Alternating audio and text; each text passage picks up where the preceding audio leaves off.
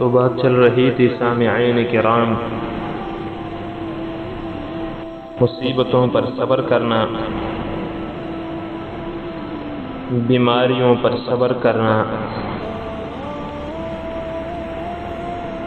کتاب الحقائق میں ذکر کیا گیا ہے کہ حضرت نبی کریم صلی اللہ علیہ وسلم نے ایک بار حضرت جبرائیل علیہ السلام سے خواہش کی کہ آپ مجھے بخار کی صورت دکھائیے۔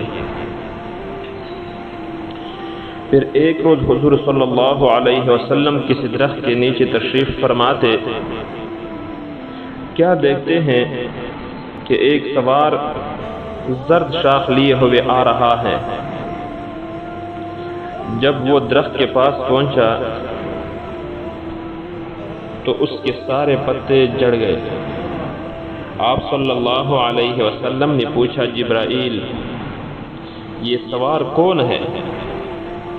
انہوں نے عرض کیا، حضور یہ بخار ہے۔ آپ صلی اللہ علیہ وسلم نے فرمایا، جب درخت کے ساتھ اس کی کیفیت یہ ہے تو انسان کے ساتھ کیا کچھ نہ کرتا ہوگا۔ فرمایا کہ جیسے اس کی قریب آنے سے درخت کے پتے جڑ گئے، اسی طرح آپ صلی اللہ علیہ وسلم کی امت کے پسینے کے ساتھ سارے گناہ بھی جڑ جائیں گے۔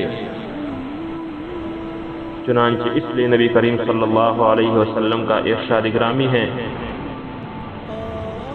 کہ ایک دن کا بخار